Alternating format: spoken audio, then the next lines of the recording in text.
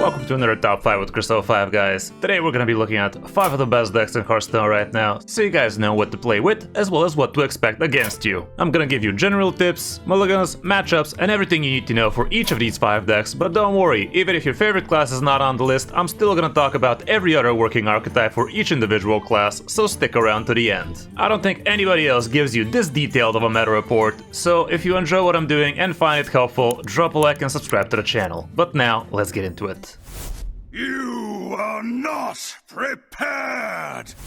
Before we get into the best decks, I'd like to remind you that I opened up a brand new Raid Shadow Legends channel where I do my best to also give you top quality guides and tips for that game too, and right now there's a sick new update going on in Raid, which is the Coalition event, where we as a community gotta be completing different quests in order to get some insane rewards. So the more players in the game, the better our chances of winning some sick stuff. Not only that, but I have myself a brand new fresh download link that gives insane rewards, guys. I'm not even kidding, there has been no time in history where Raid has given this much from a download link like this, and you literally are gonna be skyrocketing your progress if you start into this game. Like, I can't even imagine how powerful you guys will be feeling if you actually pick the game up right now. Back in the day, I literally started with a single legendary champion, and that was considered pretty big, but nowadays you're gonna get yourself a free legendary champion and free amazing epics as soon as you start, as well as you're gonna have 24 hours to use one of the amazing promo codes to get yourself even a second amazing legendary champion in your first day of playing Raid. So if you want to support the channel for free, this would be the best way to do so. Download the game from my code, and if you ever need help in there, you can be sure my DMs are always open to you. Now let's check out the best decks. Surprisingly, the best deck right now is actually one that is using the new card Umbra, which kind of felt a little bit under the radar in the first few days, but now it is actually picking up a lot of steam. This new Pain Demon Hunter is actually crazy good, and it is indeed the best deck in the game right now, with a pretty good sample size, and altogether, Demon Hunter is just feeling super strong right now with all sorts of different iterations of decks similar to this one, or decks similar to Cliff Dive Demon Hunter, that kind of stuff. But yeah, the deck is actually super solid. I did try a pretty similar variant of this thing yesterday, and we couldn't stop winning for quite a while. And the main gist of this one is you do have quite a lot of pain stuff, but you also have your Quillbore package, as well as the Ravenous Felhunter package, and that way you get to heal a lot while dealing a lot of damage and being sticky as hell. Going through the cards, we do have Acupunctures, Brain Masseuses, both of which are obviously gonna be damaging you. Nightshade Tea is also in here. The Hot Coals gets activated by all of those damaging stuff. The Infernal Stapler also gets activation for the Hot Coals, as well as giving you extra damage with the help of Arana Thrillseeker if you get her on the board. And that's kinda about it for the pain stuff. The rest of the deck is giving you a good amount of card draw with things like Illidari Studies, giving you card draw more often than not. The red card is pretty nice for you to actually tone down the opponent's advances against you. The Tusk Piercer is gonna help you get a Quillbore or the Felhunter. Grim Harvest with the card draw. Paraglide also gives you card draw, and you could be using this against the opponent to actually mill them, because there are quite a few greedy decks out there nowadays, so you would not be losing too much sleep, sharing a little bit of that joy of getting extra cards. The return policy is obviously insane on your Ravenous Felhunters. The Wyvern Slumber is also pretty good, both as 2 damage AoE or for a couple of idiots. The Ball Hogs, insane amount of healing for ya. Single copy of Dangerous Cliffside still helps you actually chip away at the opponent here and there. Kane is gonna help you Waltz Face. Xavius can give you some insane dark gifts for your minions from your deck, like imagine getting yourself a Felhunter that summons also a 2/2 Felhunter next to it, that kind of stuff, or Umbra that triggers her Battle Cries twice, like that'd be insane. Arana Thrillseeker, she is in here so you can actually have access to the Priest cards, but also she will be helping you getting extra damage with the help of all of those self-damaging cards. Just don't forget she targets random enemies, so it's not gonna always go face if you go Acupunctures, let's say, and there's stuff on the board for the opponent. The Ravenous Felhunter obviously is gonna be great, giving you all of those Ball Hogs back,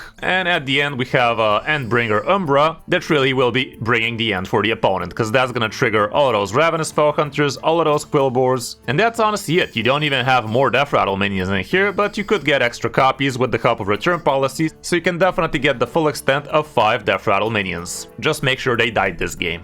For the matchups, here's what the stats we have so far, and nothing but green and plenty of it. Like, look at this, 79% against mages, 61-69 against demon hunters, 60 against death knights, insane stuff all around. So yeah, don't get surprised if this deck gets toned down sooner rather than later. As for the mulligan, going first and second, the Tusk Piercer is always gonna be MVP, some of that card draw from the Harvest, the Brain Masseuse, the Ball Hogs, the Wyvern Slumber, Illidari can be pretty decent, and I guess Paraglide can also make some sense, even though, I don't know, that's a little bit on the iffy side if you ask me. And on the coin, again, we have plenty of the same stuff, but here Paraglide is in a respectable mid situation, so yeah, I don't believe it's that amazing as going first either, so keep that in mind. And as going second, you might also look into some of that removal with Nightshade Tea and Hot Coals. For other good Demon Hunter decks, honestly, I could have included this one too, cause God knows it has better stats than some of the other lists we have on this top 5, but I will be giving you a detailed guide about this one today, probably even before this top 5 goes out, so yeah, definitely check that one out. The deck was pretty strong, and it's pretty close to what I already showed you, so it's kind of the same thing. We also have some big demon hunters abusing Shelladrasil, Mecterodon. Basically it's a cliff dive demon hunter. This really is big demon hunter, I'm not sure why this one's called that. There's also this other pain demon hunter with the Sauna regulars, which are kind of cool, and a space demon hunter is also up there. That's the armor variant with Kill Jadens and such. That can also be pretty awesome. There's also Menagerie variants. Honestly, what does demon hunter not have right now? How the mighty have coming back to the top kind of deal. Like, we all know demon hunter was actually kind of in the dumpster not too long ago, but for a while now it has been pretty cracked, and it's getting even crackier.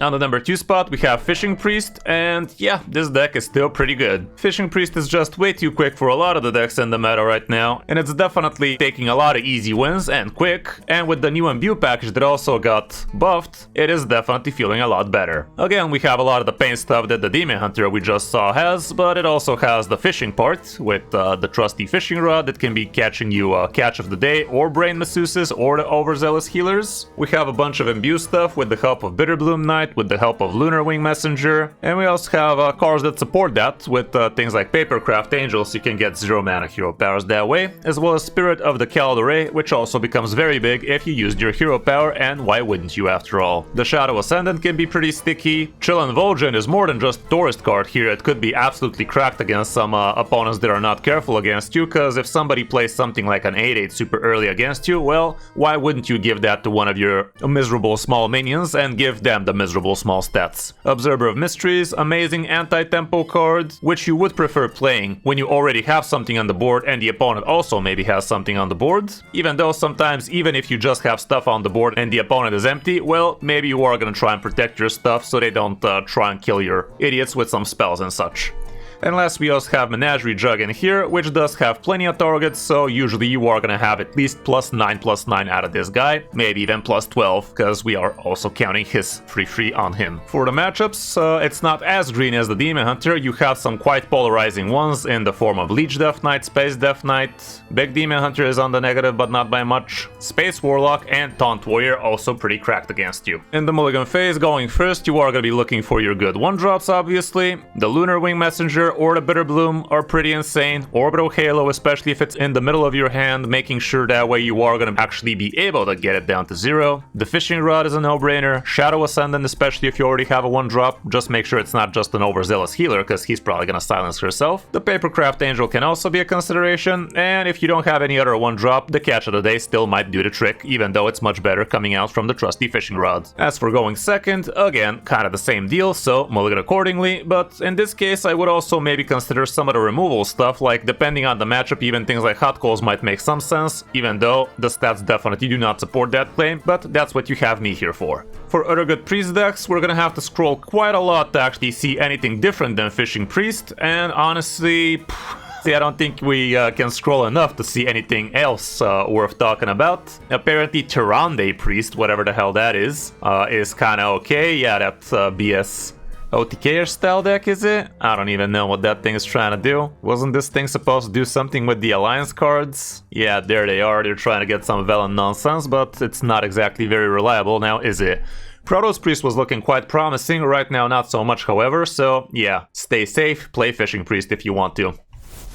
On the number 3 spot we have Pirate Rogue, which is definitely a lot stronger than it used to, and I did show you guys a pretty detailed guide about this one not too long ago, so I definitely advise you to give that one a check, and I gotta say the deck was pretty fun to play. Very rewarding to actually combo off properly, and yeah, all around it is a banger, and the games feel pretty fun with it as long as you curve out decently well, and as long as you know how you can actually pivot your game plan into what the game is giving you. You can do all sorts of crazy things thanks to Lucky Comet, that way you actually get to triple up your bargain bin instead of just doubling it up, and if you've set it up properly, you also actually get to make them into 5/5s as soon as turn 3, which could be absolutely insane. You also have the water cannon in this one, and this variant of the deck is a bit different. Mine had a lot of weapon upgrading shenanigans, which felt really awesome, but in this one it's relying more on big things with the help of Sandbox Scoundrel, giving you Shella Drasil, giving you Firak, and we even have Ziliax in here with the Twin Module and Perfect Module, so you can actually remain in the game for longer. The Toy Boat here is gonna help you a lot with the card draw, because if you set this thing up well, you will be able to actually follow up with a bunch of bargain bins, which are gonna give you a lot of stuff, and you even have Sailboat Captain in here, which can help you close out games the opponent was not expecting you could, especially comboed off with Hosen, because with the Wind Fury, that's not only a double damage, but you also get +3 out of this thing as well. Not gonna go too much into detail about this one, do let me know in the comments if you want an updated guide about this deck, and I definitely will give you one in a timely fashion. For the matchups, here's what we have. Everything is pretty green, or just a 50-50, so again, climbing should not be a problem. In the Mulligan phase, going first, you're gonna be looking for Digford Trader because you have so many pirates in this one. The Crystal Cove is absolutely essential to your game plan. Lucky Comet can allow you to do some broken things. Space Rock Collector for turn 1 ain't bad. Bargain Buccaneer straight up is pretty good. And if you already have Lucky Comet, even a prep might make sense, and a lot too. The Toy Boat can also be interesting, but try not to be keeping it against classes you know are gonna have an easy way of dealing with this thing early. Raiding Party is also a no-brainer, especially with a prep again, cause you could be doing it as soon as turn 1, drawing you 3 cards including your weapon is pretty rewarding. As for going second, again, plenty of the same stuff, so choose accordingly. This is the deck I showed you. The stats are not that crazy for this top 5, by the way, guys. Like, we are definitely seeing the power is getting toned down a little after the last few days, but I think that's not a bad thing either. And yeah, this is the one we talked about. Here's another variation that's looking pretty similar with a lot more sample size, a lot less win rate, however. The Psycho Rogue is not what it used to be, apparently. Not as strong anymore, at least not in most people's hands, and top Legend people are still probably gonna do amazing things with it. And I'm not seeing the deck with the weapon shenanigans as much. I think it was something like this, question mark. Definitely kind of looks like it. Yeah, kind of looks like it indeed. But yeah, I guess if you're gonna be playing Rogue, it should be the Pirate Rogue I just showed you. On the number 4 spot, we have Dollhouse Druid, and I gotta say, this is probably the most fun deck I've played in quite a while. Like, I guess I am that kind of player. Anytime people ask me what's my favorite class, I always kinda lean into Druid, and this one is no different. It was definitely plenty enjoyable for me to play with this one, even though I didn't do all that well with it, but I still managed to bang out a pretty good guide about that deck, if I do say so myself, so definitely give it a check. And I do believe this is the exact list I showed you there as well. Maybe slightly different 1 or 2 cards. I definitely notice Innervate is 2 of in this one, whereas in the one I showed you it was only a 1 copy. But yeah, the deck is pretty busted, not that hard to play actually, especially with all the mana cheat you have in this one with the help of the new Amadrasil. That one definitely helps a lot, but it also makes you quite predictable, so if you're against somebody with a Dirty Rat, they might know when they should be shooting you in the foot, or more like in the head, as it happened with my games. You might want to check out the first game from the guide video, it was pretty funny, not gonna lie. But yeah, the deck has plenty of spell damage with things like Go with the Flow, with the 2 locations obviously, a couple of Ethereal Oracles, and Aulonius at the end, which not many people realize, but the deck wins quite well even without this guy, so don't always try to be winning with the help of Aulonius. You have plenty of spell damage for cheap, so sometimes that is more than enough. And the big way of actually pulling this deck off would be with the help of Sparkling File, because if you get enough damage on this thing, you basically get to play a 0 mana, sleep under discharge, and refresh yourself 9 whole mana that way, which is kinda insane. You also have a Midrasil, which can refresh you up to 3 mana if you waited long enough. And you have plenty of spell damage for the face with things like the File, with the Swipes, with the Living Roots, and honestly that's about it. You don't have that much face damage with this deck, so you definitely need to be somewhat resourceful with your face damaging spells. But you also have things like Seabreeze Chalice to actually handle the early game aggression for the opponent. opponent, so usually it's not that hard to actually pull off easy wins. You also have Incendious in here, so you could abuse all of that spell damage with the help of this bad boy too, even though their RNG is gonna play some role. Again, check out the detailed guide about this one if you really want to know what to do with it. For the matchups, we can see Paid Demon Hunter is not gonna be that big of a friend for you, even though against those, if they do play their 2/4 undead 1-drop, you might actually abuse a lot of extra damage on that, because not only your swipe is gonna be going phase, but also the AoE damage is also gonna go phase because it's gonna swipe that damaged minion. Buff Hunter might be a little bit too quick for you. Drunk Pally can be pretty broken, not gonna lie, especially with their stupid resistance aura, was it called, that increases the cost of your spells. Pirate Rogue a little bit too quick, and Fishing Priest same stuff, but nothing really polarizing. So again, aside from Drunk Pally, you should be climbing with ease. For the Mulligan, going first and second for that matter, you're always gonna want both of your locations as soon as you can. New Heights absolutely broken, Arcanite Revelation insane, depending on the matchup Seabreeze Chalice might make sense, and also depending on the matchup Oaken Summons might make sense. Hey, I finally realized what the card we are missing in this one here, it's Burn Down instead of Innervate, and I gotta say Burn Down could be clunky, but I think if you're good with Burn Down, it might make the deck better. Bottomless Torches can also be amazing, especially if you have the 1 mana location, and same can be set for Woodland Wonders. When going second, again, the top 3 remain, honestly even the top everything, literally the same, card for card the same, not a single difference for the top picks, guys, not a single difference. So the mulligan is pretty easy, you just gotta be looking hard for these cards, and don't keep suboptimal things so you have higher odds of actually getting this thing. For other good Druid decks, Imbued Druid is still up there, this one has pretty small sample size but pretty respectable win rate. The Dollhouse Druid is this one, very nice win rate, very nice sample size, and let's face it, this deck is not easy to get piloted by the masses, so if you really know how to play this one, I think this percent is gonna go in the 70s, guys, so keep that in mind. We can see other iterations of Imbued Druid. I've also been hearing about the Viana Druid here and there. Apparently Taunt Druid is absolute dog water, so yeah, keep that in mind. And for the last spot on this top 5, I gotta say I'm a little bit torn. I really wanted to include Drunk Pally in this one, but the stats are not supporting it too much from Diamond to Legend. In Top Legend it's definitely killing it, but this is a top 5 for Diamond to Legend after all, so Terran Warrior is actually definitely deserving of a spot on this one because it has pretty nice win rate and pretty nice sample size, especially for a Warrior deck, so there's that. This is actually a Terran Warrior, and I did show you a guide about this deck not too long ago, so that's kinda cool. And yeah, apparently this deck has rose in popularity and in power after the latest patch, and what it's trying to do is basically a lot of Starship shenanigans. You have a lot of good Terran cards in here, you have plenty of ramp, you have plenty of armor and cycle for the deck, a little bit of control in the form of brawls. Yamato Cannon also helps you with that front. Even Bob is in here, but I found myself using this guy more for get yourself a minion and 2 copies of it than for the freeze, but it all comes down to what kind of matchup you're facing. The Hostile Invaders helps big time with the removal. We also have Ceaseless Expanse in here, but you're gonna notice we do not have Exodar in here, and the reason for that is you're actually not trying to be building very big starships, you're actually trying to build many starships. So don't go too greedy when launching your starships. The idea is you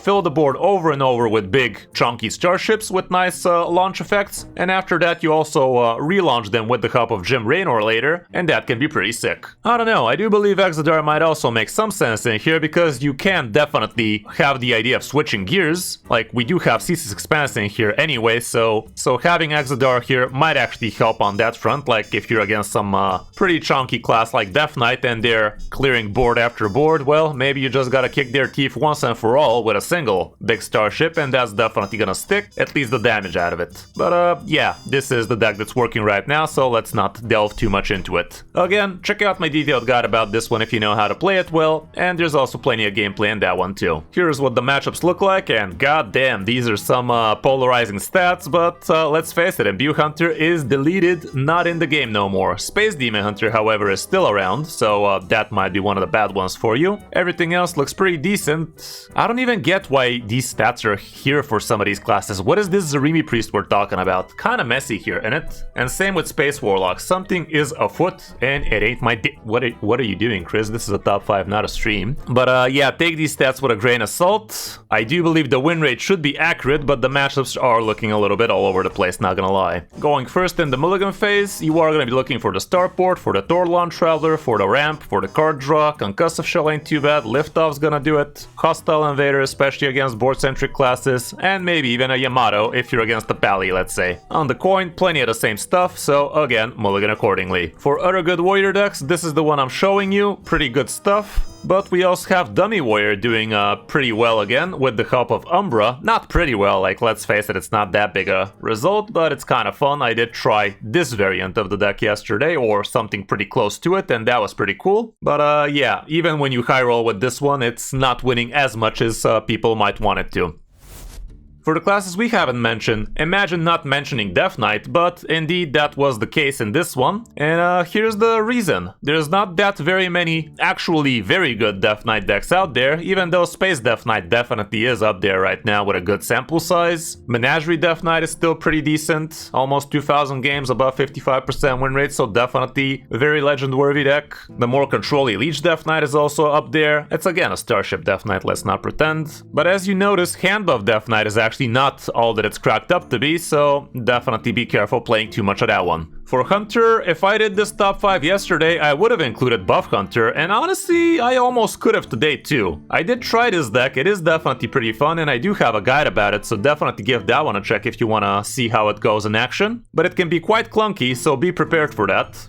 There are quite a few things that need to actually happen for this deck to feel good, and sometimes they just don't happen. Other than that, the other decks are not looking too hot for Hunter at least. For Mage, Protoss Mage still is the best pick they could be going for, and people are screaming that this deck is a little bit too unfair, and honestly, yeah, it does feel broken when it works, but a lot of the times it doesn't work. You do have plenty of stall mechanics, but in the end of the day, you actually do have to stall for quite a while to actually get the win, and sometimes you just don't have enough time. For Paladin, like I said, Drunk Pally was the deck I wanted to include here, cause it really is a lot stronger than it used to be after the latest patch, and it does work pretty well against the meta too, like there is plenty of Dollhouse Druid out there, especially in top legends, so that's why Resistance Aura is so well right now for that deck. Imbue Pally is still quite strong, not as strong as it used to be, but still nothing to scoff at. And the rest is just iterations of those two, it seems. Shaman still only can resort to Asteroid Violence, so nothing too amazing for it right now. There's also Murmur Battlecry Shaman, but that one more is for the gits and shiggles than for climbing. And last but not least, we have Warlock here, with Space Warlock doing decently well with a very small sample size, however, and it does look pretty close to this deck that's under 50%, so when you combine these, this is a tier 3 deck at best right now.